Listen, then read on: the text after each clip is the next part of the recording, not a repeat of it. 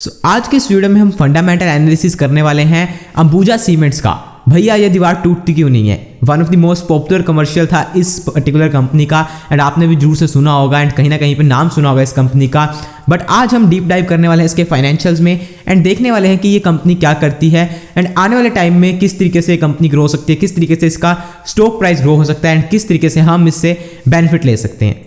तो सबसे पहले थोड़ी बेसिक बात करते हैं कंपनी की, देन हम आगे फाइनेंशियल्स की तरफ बढ़ेंगे। तो 1993 में कंपनी फाउंड हुई थी एंड अभी 80 से भी ज़्यादा कंट्रीज में ये प्रेजेंट है। एंड अगर हम बात करें इंडिया की तो एज पर 2020 8% से ज़्यादा मार्केट शेयर इस कंपनी का था सीमेंट इंडस्ट्री में एंड 11 से ज़्यादा स्टेट्स में इसकी प्रेजेंस थी। अगर हम इसके रेवेन्यू की बात करें ज्योग्राफी वाइज 2020 का, तो वो नॉर्थ वेस्ट से 25% था, नॉर्थ से 32% था, ईस्ट से 22% था एंड वेस्ट साउथ से 21% था। तो मतलब नॉर्थ का जो एरिया है उसमें एक बहुत अच्छा इसका होल्ड है सीमेंट इंडस्ट्री में। एंड अगर बिजनेस की बात करें तो B2C से जो इसका बिजनेस था वो 81% आया था। B2C मतलब बिजनेस टू कंज्यूमर। एंड अगर B2B बिजनेस की बात करें तो वो 19% था। तो ज़्यादा जो है मतलब B2C में इसका होल्ड है। अब फाइनेंशियल्स या फिर बाकी चीज़ें हम बाद में देखेंगे, बट उससे पहले मैं आपके साथ अपना पर्सनल व्यू शेयर करना चाहता हूँ सीमेंट सेक्टर को लेकर।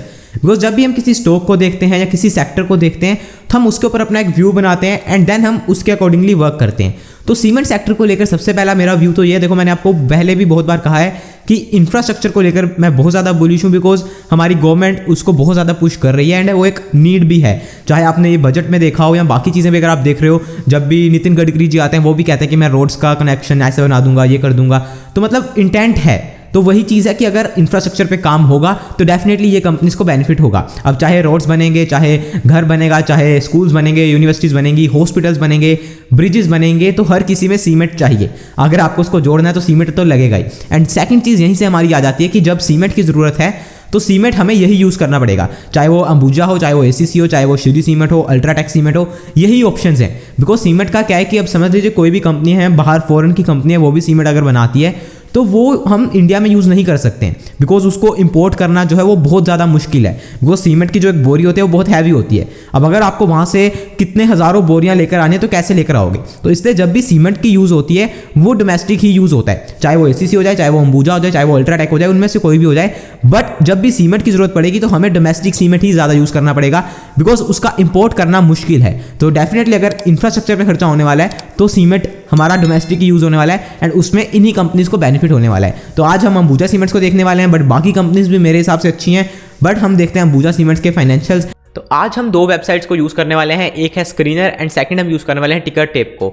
तो कुछ चीज़ें हम वहाँ से देखें, कुछ चीज़ें वहाँ से। तो सबसे पहले यहाँ पे हमने ओपन कर लिया, देन यहाँ पे अबाउट एंड की पॉइंट्स में आपको कुछ चीज़ें मिल जाती हैं जो कि हमने ऑलरेडी डिस्कस करी हैं कि कहाँ से रेवेन्यू आ रहा है, कौन से बिजनेस से आ रहा है, उसके अलावा कंपनी क्या करती है, कितने प्लांट्स हैं। तो ये भी चीज़ें आप पढ़ सकते हो सो दैट आपको एक आइडिया हो कि यस कंपनी एक्चुअल में कर क्या रही है। बट यहाँ पे हम नीचे भी आते हैं प्रॉफिट एंड लॉस स्टेटमेंट में। तो देन यहाँ पे हम आ गए प्रॉफिट एंड लॉस में। तो ये हाँ कंसोलिडेटेड ही है, तो हाँ नहीं हम स्टैंड अलोन देखते हैं बिकॉज यहाँ पे 2016 के आसपास यहाँ पे एक एक्विजिशन हुआ था। जैसे आप देखोगे अगर हम इसको कंसोलिडेटेड करें तो आप देखोगे यहाँ पे 9500 करोड़ के आसपास की सेल से एकदम से 20,000 करोड़ हो गई थी। तो ये क्या था, ये एक्विजिशन था एक। तो इसलिए अभी हम इसको स्टैंड अलोन करके देखते हैं सो दैट हमें सिर्फ अंबुजा सीमेंट्स के बारे में पता लग सके कि ये क्या कर रही है। तो सेल्स की अगर आप बात करोगे तो पिछले 5 साल में अगर आप देखोगे तो 9400 करोड़ से 9200 करोड़ के आसपास हुई, देन 10,500 करोड़, 11,300 करोड़। तो कंटिन्यूसली बढ़ रही है सेल्स। एंड लास्ट ईयर थोड़ा सा इफेक्ट हुआ है, दैट इज कोविड के कारण, ठीक है। तो सेल्स अच्छे तरीके से ग्रो हो रही हैं। अगर हम एबिटा देखें, दैट इज ऑपरेटिंग प्रॉफिट देखें, तो 2015 में था 1557 करोड़, देन 1700 करोड़ के आसपास हुआ, then 1940 crore and that is EBITDA भी कंटिन्यूसली बढ़ रहा है। एंड पिछले साल तो ज़्यादा बढ़ा है, दैट इज दिसंबर के आसपास एबिटा जो है वो ज़्यादा बढ़ा है। तो नेट प्रॉफिट आफ्टर टैक्स अगर हम देखें तो 2015 में था 808 करोड़ था, देन उसका 932 करोड़ था, देन 1250 करोड़ हुआ, देन 1487। तो प्रॉफिट भी बढ़ रहा है, that is profit after tax भी बढ़ रहा है। तो सेल्स बढ़ रही हैं, उसके अलावा एबिटा वो भी बढ़ रहा है, देन प्रॉफिट आफ्टर टैक्स ये भी बढ़ रहा है। तो यहाँ पे तीनों चीज़ें हमारी टिक हैं जो मैं बेसिकली देखता हूँ सबसे पहले। उसके अलावा नीचे एक चीज़ देखने वाली है, that is sales growth, profit growth and उसके अलावा ROE वगैरह। तो ये भी थोड़ा बहुत आपको देखना चाहिए एंड ये जरूर से आपको पिछले कुछ ईयर्स का देखना चाहिए, 1 या 2 साल या 3 साल का नहीं देखना चाहिए बिकॉज वहाँ पे कुछ भी हो सकता है, ठीक है। 1-2 साल कंपनी के अंदर कुछ चेंजेस आ गए या बाहर कुछ इन्वायरमेंटल ऐसा हो गया, इन्फ्लेशन वगैरह बढ़ गई एंड उस कारण से कॉस्ट बढ़ गई, तो वो सारी चीज़ों के कारण आ सकता है इफेक्ट। बट जब हम लंबे टाइम में देखते हैं तो हमें पता लगता है कि यस कंपनी ने उस चीज़ को मेंटेन किया है या नहीं किया है। तो कंपाउंडेड सेल्स ग्रोथ अगर हम देखेंगे पिछले 10 साल की तो वो 5% के अराउंड है, 5 साल की 4% के अराउंड है एंड 3 साल की जो है 3% के अराउंड है। तो यहाँ से हमें अभी अच्छा कुछ जब एक आइडिया नहीं मिलेगा, वो हमें कब मिलेगा, जब हम इसको पीयर्स के साथ कंपेयर करेंगे कि जो पीयर्स हैं इसके उनकी कितनी ग्रोथ है। प्रॉफिट ग्रोथ अगर आप देखोगे पिछले 10 साल की तो वो 4% है, 5 साल में अगर हम देखें तो 20% है, 3 ईयर में देखें तो 13% है। तो दैट इज 5 साल के अकॉर्डिंग अच्छा परफॉर्म होना शुरू हुआ है। स्टॉक प्राइस का CAGR देखेंगे तो पिछले 10 साल में 8%, 5 साल में 9% एंड पिछले 3 साल में 21%। तो वो हम चार्ट के अकॉर्डिंग देखेंगे, चार्ट में वहाँ उस लेवल पे ब्रेकआउट आने शुरू हुए थे, तो इसलिए चार्ट वहाँ से अच्छा होना शुरू हुआ है, तो वो हम बाद में बात करेंगे। बट ROE अगर हम देखेंगे तो वो कंटिन्यूसली मेंटेन रहा है अराउंड 9%, 7% के आसपास। तो इसको हम बाद में जब पीयर कंपैरिजन करेंगे तब ज़्यादा अच्छे से इवैल्यूएट करेंगे, बट फिलहाल के लिए इतना ही है। तो बैलेंस शीट अगर हम देखें तो यहाँ पे सबसे पहले शेयर कैपिटल वो मेंटेन्ड है। रिजर्व्स अगर हम देखें तो रिजर्व्स भी जो है वो बढ़ रहे हैं कंटिन्यूसली एंड अच्छे लेवल पे मेंटेन है।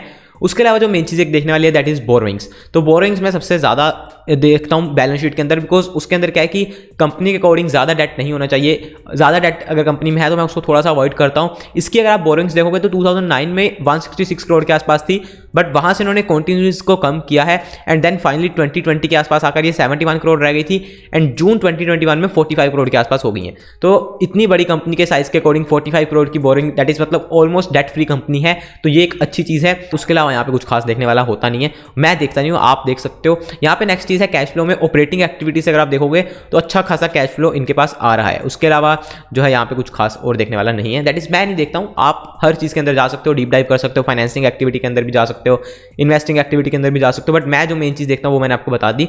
उसके अलावा रेशियोज में एक चीज़ जो है लाइक ये सीमेंट वाली कंपनीज के अंदर देखने वाली है, दैट इज इन्वेंट्री डेज। ठीक है, वो क्या है कि जो भी इन्होंने लाइक माल बनाया, सीमेंट बनाया, वो कितने दिन तक इनके पास रहा, मतलब बिकने से पहले कितने दिन तक इनके पास रहा। तो वो अगर आप इनका एवरेज देखोगे तो लाइक पहले चल रहा था 381 डेज, 395 डेज, 458 डेज एंड अभी कंटिन्यूसली कम हो रहा है। ठीक है, यहाँ पे 2018 के आसपास ये 500 दिन के आसपास आ चुका था, बट 2019 में 309 दिन हुआ एंड 2020 में ये 230 दिन हुआ। इसका कहने का क्या मतलब है, यहाँ से हम क्या इंटरप्रेट कर सकते हैं कि जो सेल्स हैं वो बढ़ रही हैं, मतलब कहने का कि माल इनके पास ज़्यादा देर तक नहीं रहता है, जो भी प्रोडक्शन होती है वो धीरे धीरे जल्दी जल्दी बिकती जाती है। ठीक है, तो ये क्यों हो रहा है, बिकॉज की खर्चा हो रहा है। ठीक है, इंफ्रास्ट्रक्चर के ऊपर खर्चा हो रहा है, तो उसके अंदर सीमेंट की जरूरत पड़ रही है, तो डेफिनेटली इन्वेंट्री डेज कम हो रहे हैं, तो ये एक अच्छी चीज़ है। उसके अलावा यहाँ पे बेसिकली है ROCE, तो वो भी आप देखोगे तो कंटिन्यूसली अच्छे लेवल पे मेंटेन है। उसके अलावा बात आती है शेयर होल्डिंग पैटर्न की। तो शेयर होल्डिंग पैटर्न में अगर हम देखेंगे तो प्रमोटर्स के पास जो है वो अराउंड 64% के आसपास है एंड वो मेंटेन है कंटिन्यूसली। FIIs की बात करें तो फिलहाल उनके पास 14.7% के आसपास है, बट उन्होंने पिछले कुछ जो है ईयर्स में क्वार्टर्स में कम किया है। लाइक अराउंड देखोगे तो यहाँ पे 16.25 था, देन थोड़ा बढ़ाया, दिसंबर क्वार्टर के आसपास उनके पास हाईएस्ट था, दैट इज 18% के आसपास था एंड देन कंटिन्यूसली कम करके उन्होंने अराउंड 4% के आसपास कम किया है एंड आप देखोगे उसके बाद स्टॉक्स थोड़े से करेक्शन में भी आएंगे। ठीक है, मतलब इनको कुछ 2-3-4 महीने अराउंड 5-6 महीने हो गए इनको करेक्ट करते हुए, तो इसलिए थोड़ी सी परसेंटेज कम हुई है, दैट इज उसको हम कह सकते हैं प्रॉफिट बुकिंग उन्होंने करी है अपनी थोड़ी सी। बट उसी टाइम पे DIIs ने इसको क्या किया है, इन्होंने इंक्रीज किया है, अराउंड आप देखोगे 12-13% के आसपास उन्होंने 15% किया है, तो थोड़ी सी शिफ्टिंग हुई है FIIs से DIIs के पास आया है एंड गवर्नमेंट के आसपास उतना ही है, 0.26% है। पब्लिक की अगर हम बात करें तो पब्लिक के पास 6.74% है। पब्लिक के पास कम है तो ये मेरे को सबसे अच्छी बात लगती है, मैंने आपको ऑलरेडी बताया है कि जिस स्टॉक में पब्लिक कम होती है आप देखोगे 6% एंड इसमें से भी जो रिटेल पब्लिक है वो आई थिंक सिर्फ 3-4% है, बाकी अदर पार्टीज के आसपास है। तो जिस भी स्टॉक में रिटेल पब्लिक कम होती है उस पर्टिकुलर स्टॉक का तेजी से भागना बहुत ज़्यादा आसान होता है, बिकॉज रिटेलर उसमें है नहीं। तो FIIs के और DIIs के पास अगर है तो वो जल्दी से उसको भगा सकते हैं, बिकॉज रिटेलर सिर्फ देखते रहेंगे कि हाँ ये जा रहा है, ऊपर जा रहा है, और वो ले नहीं पाएंगे। तो जिस स्टॉक में रिटेलर्स की पार्टिसिपेशन कम हो, FIIs की हो, DIIs की हो, तो वो स्टॉक मेरे को बहुत अच्छे लगते हैं, तो इसलिए ये एक अच्छी जो है चीज़ यहाँ पे मेरे को लगी। ठीक है, उसके अलावा एक बार हम यहाँ पे जाते हैं इवेंट्स में जाते हैं एंड हम डिविडेंड्स देख लेते हैं। तो डिविडेंड्स में अगर हम जाएंगे तो लास्ट इसका डिविडेंड जो था वो मार्च 19 को आया था, ₹1 पर शेयर का, तो दैट इज अराउंड 4-5% के आसपास की इसकी डिविडेंड यील्ड हुई। उसके अलावा यहाँ पे एक जो वो ₹17 का भी आया था, ये शायद स्पेशल डिविडेंड होगा कोई। उसके अलावा ₹1.5, ₹1.5, ₹2, तो मतलब वही 4-5% के आसपास की इसकी डिविडेंड यील्ड है। अब पियर्स में हम आते हैं तो पियर्स में आप देखोगे यहाँ पे सारे पियर्स हैं जो कि अल्ट्राटेक सीमेंट है, श्री सीमेंट है, ACC सीमेंट है। उसके अलावा नीचे जो है थोड़ी स्मॉल कैप कंपनीज भी हैं, यहाँ पे मिड कैप स्मॉल कैप सारी कंपनीज हैं। उसके अलावा यहाँ पे जिन बेसिस पे हम जो है वो कंपैरिजन करने वाले हैं वो मैंने ऑलरेडी यहाँ पे सेट कर रखे हैं, बिकॉज यहाँ पे मैं इनको ही फॉलो करता हूँ। हालांकि कंपैरिजन करने के बहुत सारे तरीके हैं, बट आपको जो अच्छे लगते हैं आप उनको चूज कर सकते हो। तो इसमें मैंने क्या क्या ऐड कर रखा है, सबसे पहला तो है डिविडेंड यील्ड, उसके अलावा सेल्स ग्रोथ पिछले 5 साल की, प्रॉफिट ग्रोथ पिछले 5 साल की, उसके अलावा रिटर्न ऑन इक्विटी है, देन डेट है कि कितना डेट है किस कंपनी पे, देन ROCE है, एंड देन है डेट टू इक्विटी रेशो। हालांकि डेट से आपको पता लग जाएगा, बट फिर भी डेट टू इक्विटी रेशो से हमें थोड़ी ज़्यादा अंडरस्टैंडिंग होती है, बिकॉज किसी कंपनी के लिए 50 करोड़ का डेट भी ज़्यादा हो सकता है एंड किसी के लिए 1000 करोड़ का डेट भी कम हो सकता है, depending on the size of company. तो सबसे पहले हम देखते हैं अल्ट्राटेक सीमेंट, जिसका कि सबसे पहले मार्केट कैप सबसे ज़्यादा है इस सीमेंट सेक्टर में। उसकी डिविडेंड यील्ड है 0.5% के आसपास। सेल्स ग्रोथ पिछले 5 साल की रही है 12% के आसपास। प्रॉफिट ग्रोथ है अराउंड 17%। रिटर्न ऑन इक्विटी है 12.3%। 5 ईयर का रिटर्न जो है वो है 14.25%।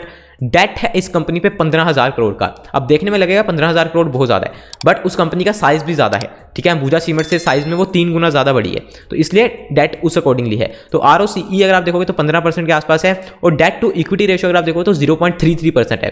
तो अब 0.33% डेट टू इक्विटी बहुत ज़्यादा नहीं होती है, ठीक ठाक है, बट फिर भी क्या है कि ये टॉप स्टॉक है, तो अगर वो डेट को लेकर अपने मेंटेन कर रहा है बिजनेस ऑपरेशंस तो दैन ठीक है। अब बाकी मैंने इसके अंदर जाकर देखा नहीं कि डेट धीरे धीरे कम हो रहा है या बढ़ रहा है। अब उसके बाद अगर हम देखें श्री सीमेंट्स का, तो श्री सीमेंट्स का आप डिविडेंड यील्ड देखोगे वो भी कम है, दैट इज 0.24 के आसपास है। सेल्स ग्रोथ उसकी ज़्यादा अच्छी है, दैट इज 18% के आसपास है। प्रॉफिट ग्रोथ 15% है, बट अंबुजा सीमेंट से कम है। तो अगर हम यहाँ पे देखें अंबुजा सीमेंट को कंपेयर करें तो प्रॉफिट ग्रोथ सबसे ज़्यादा है अंबुजा सीमेंट की, that is 20%, but sales growth कम है, सेल्स ग्रोथ सिर्फ 3.84% है। डिविडेंड यील्ड सबसे ज़्यादा है इन सब में से। उसके अलावा अगर आप देखोगे रिटर्न ऑन इक्विटी पिछले 5 साल का वो सबसे कम है, इसका 5 ईयर का रिटर्न 9.14% के आसपास है। उसके अलावा डेट देखोगे तो डेट सबसे कम है। तो यहाँ पे जो अंबुजा सीमेंट की अच्छी चीज़ें निकल के आ रही हैं वो सबसे पहले है कि डेट सबसे कम है एंड प्रॉफिट ग्रोथ सबसे ज़्यादा है, बट सेल्स कम है। उसके अलावा यहाँ पे अगर आप देखोगे रिटर्न ऑन इक्विटी वो भी कम है। तो इसलिए अंबुजा सीमेंट ये नहीं कहेंगे कि यह सबसे ज़्यादा अच्छा है पेयर्स में, बट स्टिल लाइक एक वैल्यू पिक हो सकती है जो कि हमें एक तो कम प्राइस में मिल रही है, एंड देन यहाँ पे क्या है कि उसके अंदर पोटेंशियल भी है, बिकॉज ऐसा नहीं है कि प्रॉफिट हो ही नहीं रहा है या सेल्स हो नहीं रही है। बाकी पेयर्स के अकॉर्डिंग थोड़ी कम है, बट फिर भी क्या है कि चार्ट में अगर स्पोर्टिव लग रहा है तो देन मैं अंबुजा सीमेंट में भी जा सकता हूं। तो अगर आपको तीनों स्टॉक अच्छे लग रहे हैं, अल्ट्राटेक, अंबुजा, ACC, तो या तो आप तीनों ले लो अगर आपके पास इतनी कैपिटल है, या फिर आप उनमें से चूज करके अपनी गट फीलिंग के अकॉर्डिंग ले लो, ठीक है। जरूरी नहीं है कि अगर आपको अल्ट्राटेक की जो है वो ग्रोथ सबसे ज्यादा दिख रही है तो वो स्टॉक भी सबसे ज्यादा बढ़ेगा, हो सकता है अंबुजा सीमेंट सबसे ज्यादा बढ़ जाए। सो ये था हमारा फंडामेंटल एनालिसिस अंबुजा सीमेंट्स का। बाकी मैंने यूनाइटेड स्पिरिट्स का भी फंडामेंटल एनालिसिस कर रखा है, तो उसकी वीडियो यहाँ आ रही होगी, तो आप इसको जरूर से देख सकते हो। बाकी ये वीडियो अगर आपको अच्छी लगे तो लाइक करिए, कमेंट करिए, अपने फ्रेंड्स के साथ इस वीडियो को शेयर करिए, एंड अगर आपको चैनल अच्छा लगा है तो सब्सक्राइब भी जरूर से करिएगा। मैं मिलता हूं आपसे नेक्स्ट वीडियो में। Thanks for watching. जय हिंद, वंदे मातरम।